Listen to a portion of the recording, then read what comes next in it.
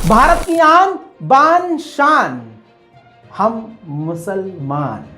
हमारे बाप दादाओं का इतिहास इतना है कि अभी आप वीडियो देखना शुरू करेंगे और मैं अभी बताना शुरू करूंगा तो आप थक जाएंगे, वीडियो बंद करके चले जाएंगे, लेकिन पूरा दिन पूरी रात निकल जाएगी।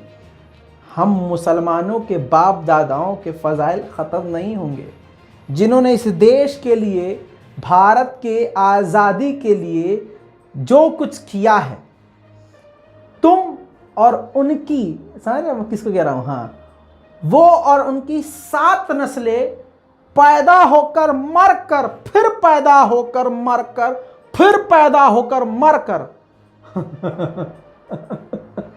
हाँ, दुनिया में आ जाए तब भी भारत के लिए, अपने मुल्क के लिए इतना नहीं कर सकते। अरे वो नागपुर के रावण, नकली राष्ट्रभक्त, 52 सालों तक जिन्होंने, आरएसएस वालों ने तिरंगा नहीं लहराया, ये आज के फर्जी राष्ट्रभक्त झंडा, हर घर तिरंगा झंडा की बात करते हैं। इनके बाप दादाओं ने कभी भी भारत की आज़ादी में इतना सा भी रोल नहीं निभाया।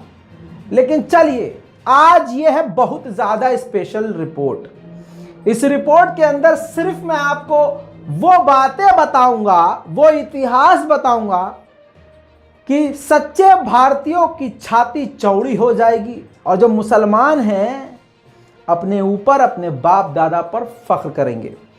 एक बड़ी बात और, आज की इस वीडियो रिपोर्ट को आप कॉपी कर सकते हैं, सोशल मीडिया पे डाल सकते हैं, काट सकते हैं, ट्रिम कर सकते हैं, पूरी छूट है मेरी तरफ से। क्यों? क्योंकि दुनिया को पता चलना चाहिए संघियों में और असलियों में फ़र्क क्या है। हम असली हैं। तो चलिए शुरू करते हैं। सलाम, नमस्ते, सत श्री अकाल। मैं हूं रज़ा और आप देख रहे हैं रज़ाग्राफी की प्राइम टाइम रिपोर्ट। आप इसको प्राइम टाइम समझिए या कुछ और, लेकिन ये मेरे लिए बहुत स्पेशल रिपोर्ट है। काफ़ी रिसर्च करी है और जो आपको बताने वाला हूं, मुझे यकीन है पूरा आप बहुत दुआएं देंगे। भारत की आज़ादी का जब सवाल आता है, ख्याल आता है, किताबें हम खंगालते हैं, तो 1857 से पीछे का कुछ पता नहीं चलता है। 1857 में पहली लड़ाई लड़ी थी, 1947 को भारत आज़ाद हुआ था, कुछ गिने चुने नाम हैं वही रिपीट होते हैं। लेकिन क्या खुद मुसलमान भाइयों को यह मालूम है कि भारत की आज़ादी के लिए, यानी भारत से अंग्रेज़ों को भगाने के लिए, वो कौन सा पहला शख्स था जिसने सोचा था कि यार ये अंग्रेज़ों को इस हमारे हिंदुस्तान से निकालना चाहिए? पूरी तवज्जो रहनी चाहिए, ध्यान से सुनिएगा। वो कौन सा शख्स था? जाहिर सी बात है, कोई काम करने के लिए उसके पीछे एक सोच होती है और सोचने के लिए कोई व्यक्ति होता है। वो एक व्यक्ति सोचता है, फिर वो अपनी बात 4 लोगों में रखता है, फिर वो एक मुद्दा बनती है। दोस्तों, वही शख्सियत जिसने भारत की आज़ादी के लिए सबसे पहले सोचा और सबसे पहले अंग्रेज़ों के खिलाफ आवाज़ उठाई, वो कोई और नहीं, नवाब हैदर अली थे। जी हाँ, और आपको जो सन बताने वाला हूँ, आपका दिमाग सुन हो जाएगा वो सन सुन के। भाई साहब, सन 1780 में नवाब हैदर अली, दिमाग पे जोर पड़ रहा है तो आसान कर देता हूं, नवाब हैदर अली टीपू सुल्तान के वालिद यानी बाप थे। नवाब हैदर अली ने सन 1780 में ये सोचा कि अंग्रेजों को भारत से निकालना चाहिए। और नवाब हैदर अली के दिमाग में ये बात क्यों आई, कैसे आई? पहले आपको जनरल नॉलेज दे देता हूं। गोबरखोरों को तो अपने बाप का नहीं पता, तो हमारे बाप दादाओं का क्या पता होगा, समझ रहे हैं? तो इसलिए थोड़ा सा आपको भी पता होना चाहिए। सन 1770, मतलब आज से उस जमाने में घुसेंगे तो आपको जनरल नॉलेज के लिए बता देता हूं कि आधी दुनिया पर 2-4 देशों का राज था, जिसमें ब्रिटेन सबसे आगे था। ब्रिटेन का कब्जा अमेरिका पर भी था। सन 1770 के दशक में अमेरिका के 2 स्टेट्स ने अपने आप को ब्रिटिश से आजाद घोषित किया। फ्रांस उस वक्त आजाद था। फ्रांस ने अमेरिका के उन 2 स्टेट्स की आजादी को मान्यता प्राप्त की, मान्यता दी कि ठीक है आप आजाद हैं। 4 जुलाई सन 1776 में पूरी तरह से अमेरिका के 3 से 4 स्टेट आजाद हो गए। कुछ दिन बाद फ्रांसीसी राजा लुई 16वें ने वो जो स्टेट आजाद हुए थे अंग्रेजों को धक्का देके, उनको मान्यता देते हुए आगे बढ़ गए। जैसे ही फ्रांस के राजा ने अमेरिका के कुछ स्टेट को आजाद घोषित किया तो ब्रिटिश के आगे स्पेन और नीदरलैंड भी खड़े हो गए। तो नीदरलैंड और स्पेन भी उस वक्त ब्रिटिश सरकार की कैद में थे। तो देख रहे हैं दुनिया में एक अलग तरह का तनाव चल रहा था। भारत के राजाओं ने, अलग अलग राजाओं ने, भारतीयों ने अपने ऊपर अंग्रेजों को एक्सेप्ट कर लिया था, लेकिन हैदर अली का दिमाग कहीं और चल रहा था। जहां पर विदेशों में अलग अलग जगह अंग्रेजों के खिलाफ, ब्रिटेन के खिलाफ आवाज उठ रही थी और ब्रिटिश सरकार का पूरी तरह उधर ध्यान था, यहां पर नवाब हैदर अली बड़ी योजना बना रहे थे अंग्रेजों के खिलाफ। पहले के जमाने में जो नवाब या बड़े लोग हुआ करते थे, बादशाह या कोई आर्मी के चीफ, वो अपने साथ एक राइटर को रखा करते थे। पहले सोशल मीडिया नहीं था मेरी जान, वेबसाइट नहीं थी। वो जो अपने साथ एक राइटर को रखा करते थे, वो उनकी जीवन की सारी वारदात, सारी कथाएं लिखा करते थे, डायरी समझ लीजिए। ऐसे ही हैदर अली ने अपने एक हिंदू मित्र को, जिनका नाम नलप्पा था, उनको रखा था। नलप्पा अपनी किताब में पूरी, मतलब जो लाइफ ऑफ हैदर अली है, उसमें बड़ी बड़ी बातें लिखते हैं और ये किताब 1784 में रिलीज की गई, दुनिया के सामने रखी गई। तो हैदर अली की बहुत सारी बातें, जीवन की बातें सामने निकल के आई। नलप्पा अपनी किताब में लिखते हैं कि एक तरफ दुनिया में अलग अलग कांड चल रहा था, ब्रिटिश के खिलाफ आवाज विदेश में उठ रही थी। यहां हैदर अली ने अपने करीबी दोस्तों को, जो पैसे से और ताकत से मजबूत थे, उनको बुलाया और पहली बार किसी ने भारत को अंग्रेजों से आजाद करवाने के लिए अपना खतरनाक प्लान रखा। इस प्लान के तहत हैदर अली ने बताया कि एक टाइम पर एक जगह से अंग्रेजों से लड़कर जीतना हमारे लिए नामुमकिन है। इसके लिए हमें मद्रास, कोलकाता, बॉम्बे, अलग अलग जो आकर्षित जगह हैं, वहां पर कुछ न कुछ उत्पात करना होगा। उसी वक्त हमें फ्रांसीसियों को अंग्रेजों से लड़ाना होगा और उसी वक्त ईरान और कंधार के लोगों को आपस में भिड़ाना होगा। फिर ईरान और कंधार के लोगों को कलकत्ता के खिलाफ खड़ा करना होगा और मुंबई के खिलाफ मराठों की स्थापना करनी होगी। नलप्पा लिखते हैं कि ठीक यही प्लान एग्जीक्यूट किया गया, इस पर काम किया गया और सब जगह कामयाबी मिली। जो हैदर अली का प्लान था वो कामयाब हुआ। अलग अलग जगह पर अंग्रेज भिड़ गए। मकसद हैदर अली का यह था कि अगर हम एक जगह लड़ेंगे तो सब अलग अलग स्टेट से अंग्रेज फौज हमें आकर हरा देगी। जब हैदर अली ने सबको आपस में भिड़वा दिया तो वो वहां अलग अलग जगह की जो ब्रिटिश सैनिकों की फौज थी, वो हैदर अली के इलाके में मदद करने के लिए अपने साथियों के लिए ना आ सकी। जानकारी के लिए बता दूं कि फ्रांस उस वक्त नवाब हैदर अली के साथ थे। जी हां, फ्रांसीसियों के साथ मिलकर मद्रास पर हैदर अली ने अंग्रेजों की जहां सत्ता थी खुद हमला कर दिया।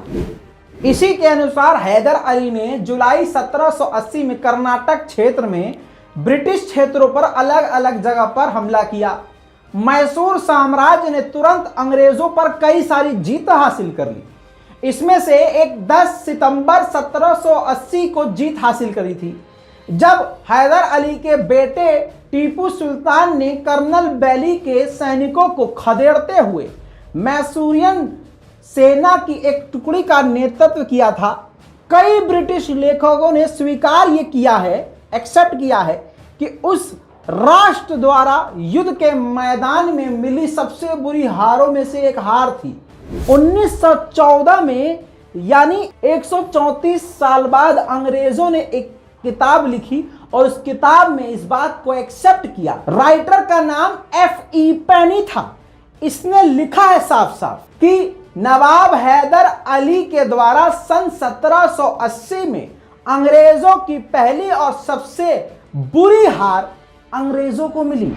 उस हार में 700 यूरोपीय और 5000 ब्रिटिश सैनिक मारे गए और हमने उस जंग में लाखों बंदूकें, गोला बारूद खो दिए।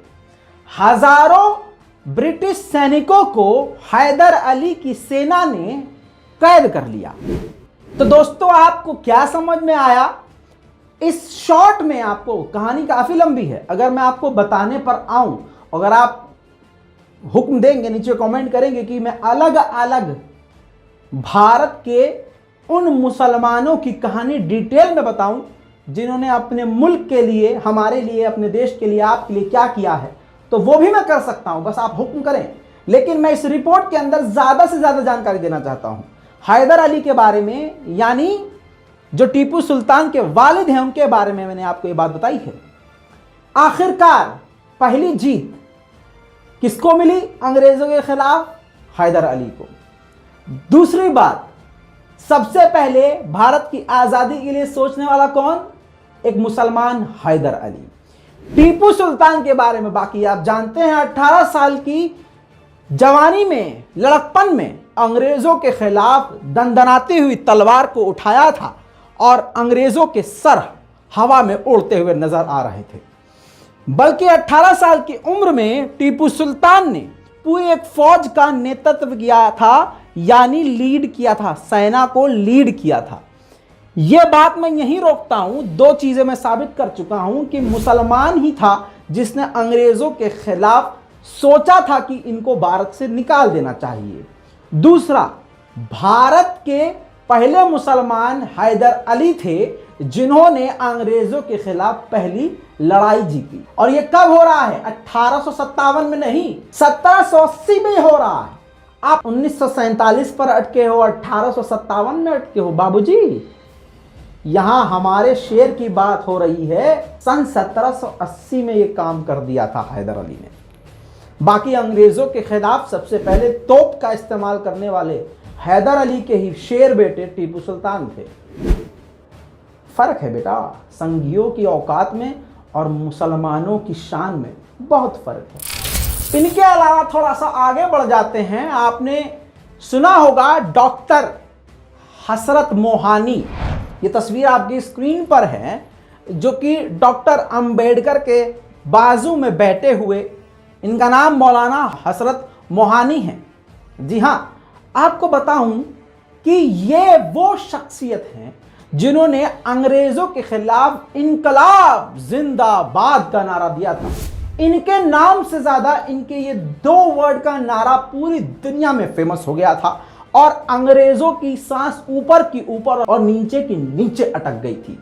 मुसलमान मौलाना हसरत मोहानी ने अंग्रेजों के खिलाफ कई सारे प्रोग्राम में हिस्सा लिया और हमेशा अंग्रेजों के खिलाफ मूवमेंट में शामिल रहे। कई सालों तक वो जेल में भी, अंग्रेजों की कैद में भी रहे। दोस्तों, इसी के साथ आप ये बात अच्छी तरह से जानते हैं कि आज के दौर में एक बहुत बड़ा प्रोपेगेंडा चल रहा है जिहाद के नाम पर। शिक्षा जिहाद, और वो लवड़ा सुराता है एक गोबर दर्शन चैनल पे, शिक्षा जिहाद, यूपीएससी जिहाद, टट्टी जिहाद, पेशाब जिहाद। खुद का मुंह कमोड जैसा है और सारा दिन जिहाद की बातें करता है। जिहाद को एक गलत तरीके से दिखाया गया है। लेकिन अब मैं आपको बताता हूं कि इन लोगों को जिहाद के नाम से दिक्कत क्यों, क्योंकि इनके बाप दादा अंग्रेजों के समर्थक थे। इनकी अम्मा जो हैं अंग्रेजों के घर में सफाई झाड़ू पोछा किया करती थी, अंग्रेजों के चूतड़ धोया करती थी बच्चों के, समझ रहे हैं। हाँ, अब आपको बता दूं कि एक शख्सियत है जिनका नाम फजले हक खैराबादी है। किताबों से इनका नाम मिटाया जा चुका है, लेकिन यही वो शख्सियत हैं जिन्होंने 1857 की विद्रोह की लड़ाई में बढ़ चढ़कर हिस्सा लिया था। इतिहास खंगालेंगे तो कहीं ना कहीं इनका नाम आएगा। अब आपको बता दूं कि फजले हक खैराबादी के बारे में काफी सारी बातें हैं, लेकिन एक बात बता दूं कि ये शायर थे, इस्लामिक विद्वान थे, बहुत पढ़े लिखे थे, कवि थे, समझ लीजिए, हैं आसान जबान में। लेकिन यही वो शख्सियत थे जिन्होंने अंग्रेजों के खिलाफ जगह जगह घूमकर जिहाद का ऐलान किया और फतवा जारी किया। जी हां, अंग्रेजों के खिलाफ जिहाद का फतवा जारी किया, सभी मुसलमान कौमों को एकजुट किया, बल्कि हिंदू भाई बहनों के अंदर भी हिंदू मुस्लिम एकता पैदा करी और जिहाद कायम किया। जगह जगह वो घूमे, अलग अलग जगह, अलग अलग स्टेट गए, मुसलमानों के बीच जाकर जिहाद का ऐलान किया और लोगों को जिहाद के लिए तैयार करते हुए अंग्रेजों के खिलाफ ऐलान जंग किया। खैराबाद के लोगों को मेरा सलाम।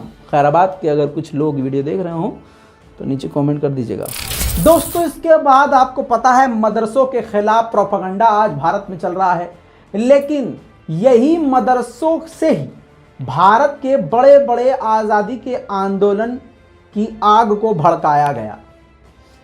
इसी मदरसे में पढ़ने वाले बच्चे मौलवी पूरे देश में आग की तरह फैले और अंग्रेज़ों के खिलाफ खतरनाक माहौल बनाया। आपकी स्क्रीन पर यह दारुल उलूम देवबंद की तस्वीर है, जो कि 1866 में बनाई गई और इसके करता धरता बनाने वाले हज़रत मोहम्मद कासिम ननौतवी और इनके अलावा फजलुर रहमान उस्मानी और इनके अलावा सैयद मोहम्मद आबिद और इनके अलावा कुछ और लोग थे, लेकिन जो मेन थे वो थे मोहम्मद कासिम ननौतवी। अभी मैं आपकी तरफ आ रहा हूँ, परेशान मत होइए, मैं ऐसा क्यों बता रहा हूँ, क्यों कर रहा हूँ। इस मदरसे को बनाया ही एक सोच से था। उस वक्त जब ब्रिटिश पूरी तरह से भारत पर काबिज थे, तो इस मदरसे का जो है नींव रखा गया ताकि सभी मुसलमानों को एक जगह इकट्ठा किया जा सके, उनको दर्स दिया जाए, एक पैगाम वहां से दिया जाए जो पैगाम सारी दुनिया में, पूरे भारत में तेजी से फैले। जनाब मोहम्मद कासिम ननौतवी के पोते, ये है उनकी तस्वीर, मोहम्मद मियां मंसूर अंसारी। जी हां, आपको बता दूं कि ये पॉलिटिकल एक्टिविस्ट थे। इनका जो जन्म था, पैदाइश थी 1884 में हुई और सहारनपुर के इनकी जो मातृभूमि थी जहां ये पैदा हुए, अंबेठा सहारनपुर 1884। शहादत जो इनकी हुई 11 जनवरी 1946 जलालाबाद नंगारहर अफगानिस्तान में इनका निधन हुआ। ठीक है, अब ये जो पर्सनैलिटी आपकी स्क्रीन पर है, इनके बारे में जान लीजिए। आपने वो अगर ज़रा सा भी आप पढ़े लिखे हैं तो आपको ये नाम सुनाई दिया होगा, रेशमी रुमाल मूवमेंट। जी हाँ, जो भारत की आज़ादी का एक बड़ा अहम हिस्सा था। रेशमी रुमाल के सबसे अहम किरदार कैरेक्टर यही थे जो उस रेशमी रुमाल प्रोजेक्ट को आगे बढ़ा रहे थे, क्रांति ला रहे थे। भारत के मुसलमान मौलवियों को बदनाम किया जाता है ना दोस्तों, तो ये तस्वीर देखिए, पहचान लीजिए इस शेर को। इनका नाम है मौलवी अहमदुल्ला शाह फैजाबादी। जी हाँ, 1857 के विद्रोह में अवध और लखनऊ पर कब्जा करने वालों में इनकी भूमिका को बहुत जाना और माना जाता है। आपको बता दूं कि ब्रिटिश इतिहासकार जीबी मैलेसन ने फैजाबाद के मौलवी अहमदुल्ला शाह को पहला स्वतंत्रता संग्राम घोषित किया। इतना ही नहीं, खुद ब्रिटिश अंग्रेज ने कहा कि 1857 की लड़ाई के सबसे खतरनाक जबान का इस्तेमाल करने वाले और अपने जुमलों से, अपने शब्दों से अंग्रेजों को हिला देने वाले ये मौलवी थे। लोगों के सीने में आज़ादी की आग भड़काने वाले और अंग्रेजों के खिलाफ सबसे घातक लड़ाई लड़ने वाले यही मौलवी थे। मैं अपने मन से नहीं कह रहा हूं, ये पूरी रिपोर्ट मौजूद है। हजरत मौलवी अहमदुल्ला शाह फैजाबादी सिकंदर शाह में साउथ इंडिया में पैदा हुए, ऐसा विकिपीडिया बताता है। बाकी इनकी पैदाइश की, जन्मभूमि की बात को लेकर कई जगह किताबों में अलग अलग बात मिलती है, लेकिन अब जो बात बताने वाला हूं आपका दिमाग चकरा जाएगा। यहां पर आपको पता चलेगा संघी की नस्ल कहां से आगे बढ़ी है। मौलवी अहमदुल्ला शाह फैजाबादी को जिंदा अंग्रेज नहीं पकड़ पा रहे थे। मौलवी ये सिर्फ मौलवी नहीं थे, जंगजू थे, जंगी थे। हमेशा अपने जंगी हाथी पर सवार रहकर वो ट्रैवल किया करते थे। आखिरकार इनके बयानात से, इनकी स्पीच से समाज में जोश भरने लगा। अंग्रेज परेशान हो गए कि अब क्या किया जाए, तो अंग्रेजों ने ऐलान किया कि 50,000 रुपये के चांदी के सिक्के देंगे जो भी इनको जिंदा या मुर्दा हमारे पास लेके आएगा। और आपको ये जो बात बता रहा हूं मैं अपने मन से या मोदी जी की तरह अपने पेट से नहीं बता रहा हूं, मैं बता रहा हूं खुद ब्रिटिश राइटर की बात।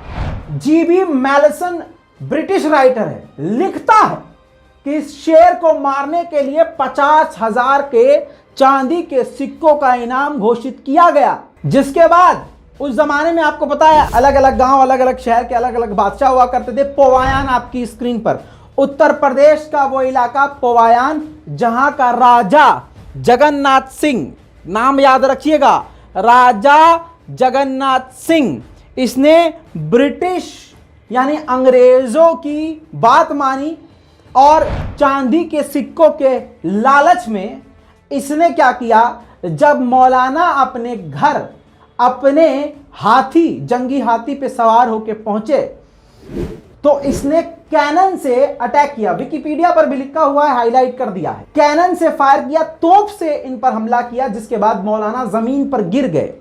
जिसके बाद इस जगन्नाथ बादशाह ने मौलाना के सर को काट दिया और फिर अंग्रेजों के सामने इनके सर को पेश किया। सर तन से जुदा, सर तन से जुदा किसने किया? जगन्नाथ। मुसलमान नहीं था। जागो जागो लवड़ा सुरो, तुम्हारी औकात सामने आ रही है। इतिहास खंगाला जाएगा तो तुम नंगे हो जाओगे संघियों। इसके बाद 50,000 का इनाम लेकर वो बादशाह मस्ती में झूमता हुआ अपने क्षेत्र में चला गया। उनके सर को अगले दिन तहसील पर लटकाया गया और 1857 के शहीदों में इस तरह से मौलाना का नाम शामिल हो गया, जिनको जिंदा रहते हुए अंग्रेज पकड़ ना पाए। अपनों ने ही पीठ में छुरा घोंप दिया। इतना ही नहीं, मुसलमान भारत की आन बान शान है। मुसलमान असली इस देश के शेर हैं, जिनको इतिहास के पन्नों से मिटाया जा रहा है, लेकिन हम मिटने नहीं देंगे। स्क्रीन पर देखिए, यूसुफ मेहर अली इनका नाम है। क्विट इंडिया मूवमेंट सुना होगा आपने, नारा इन्होंने दिया। साइमन गो बैक का नारा इन्हीं ने दिया। इतना ही नहीं, 1942 में इनको बंबई का यानी आज की मुंबई का मेयर चुना गया। यरवड़ा सेंट्रल जेल में इनको कई साल अंग्रेजों ने कैद भी रखा था। दोस्तों, आज मुसलमान मौलवियों को निशाने पर लिया जा रहा है, लेकिन आपको बता दूं कि ये कौन लोग हैं? ये संघी लोग हैं, अंग्रेजों के बच्चे हैं। हाँ, आपकी स्क्रीन पर ये हैं अब्दुल हफीज मोहम्मद बरकतुल्लाह। जी हाँ, अब्दुल हफीज मोहम्मद बरकतुल्लाह जो हैं, इनको मौलाना बरकतुल्लाह के नाम से भी जाना जाता है। खासकर ये अखबार लिखा करते थे और अखबार में खतरनाक अंग्रेजों के खिलाफ बयान लिखा करते थे और छापा करते थे, जिससे समाज में जागरूकता पैदा होती थी, अंग्रेजों की सच्चाई सामने आती थी। सोए हुए भारतीय जागते थे और क्रांतिकारी बन जाते थे। आपको बता दूं कि सन 1988 में भोपाल यूनिवर्सिटी का नाम बदलकर बरकतुल्लाह यूनिवर्सिटी किया गया, इनको इज्जत और सम्मान देने के लिए। 1857 की लड़ाई में इनके अखबार का अहम रोल था। दोस्तों, इनके अलावा खान अब्दुल गफ्फार खान, पहचान लीजिए इनको, गांधी जी के आगे चलने वाले नाम दिया गया था, फ्रंटियर गांधी, जी हाँ, इनको लक़ब दिया गया था। इन्होंने ही सर्वेंट ऑफ गॉड, ईश्वर अल्लाह के नौकर के नाम से एक ग्रुप बनाया, उसमें लोगों को जोड़ा, अंग्रेजों के खिलाफ मूवमेंट चलाया, बयानबाजी करी, लोगों को इकट्ठा किया, अंग्रेजों के खिलाफ बड़े बड़े प्रोग्राम रन किए। भारत जब आज़ाद हुआ तो खान अब्दुल गफ्फार खान यही वो शख्सियत थे जो भारत के विभाजन यानी भारत के दो टुकड़े होने के लिए महात्मा गांधी से भी गुजारिश कर रहे थे, विरोध कर रहे थे कि भारत के टुकड़े ना किया जाए, भारत को दो भागों में ना बांटा जाए। उसके बाद दोस्तों, आपने एक नारा सुना होगा, सरफरोशी की तमन्ना अब हमारे दिल में है, देखना है जोर कितना बाजुए कातिल में है। स्क्रीन पर देखिए, ये हैं वो नेता, वो शेर, मुस्लिम शेर, जिनका नाम है बिस्मिल अजीमाबादी। जी हाँ, ये फ्रीडम फाइटर हैं। आपको बताऊं कि पटना में इनका इंतकाल हुआ, 1901 में इनकी पैदाइश हुई, बिहार के ये रहने वाले थे। दोस्तों, ये है मुसलमानों के सितारे और ये हैं मुसलमान की औकात। तुम अपना चेक करो शजरा। दोस्तों, ऐसे बहुत सारे हैं। भारत के तिरंगे से इनको नफरत क्यों है आपको पता है? क्योंकि भारत का तिरंगा झंडा डिजाइन करने वाली वो कोई और नहीं थी, मिसेस सुरैया तैयब जी थी, जिन्होंने भारत का तिरंगा बनाया, जिसके हर रंग का अशोक चक्र में उस तिल्लियों का भी मतलब उन्होंने एक्सप्लेन किया था, जिसको भारत ने फिर एक्सेप्ट किया था, सरकार ने एक्सेप्ट किया था, और आज हर घर तिरंगा लहराने को कह रहे हैं मोदी जी। तो पता क्या चला? गूखोर आज भी गू खा रहे हैं, मुसलमान शहादत दे के भी शेर कहला रहे हैं। इस वीडियो को शेयर कीजिए। और हाँ, अगर आपको इसी तरह से और भी भारत के मुसलमानों का इतिहास सुनना है, नीचे कमेंट ज़रूर कर दीजिएगा। चेक करेंगे हम कितने लोग इंटरेस्टेड हैं। स्पेशल रिपोर्ट इसी तरह से पेश करता रहूँगा। जय हिंद।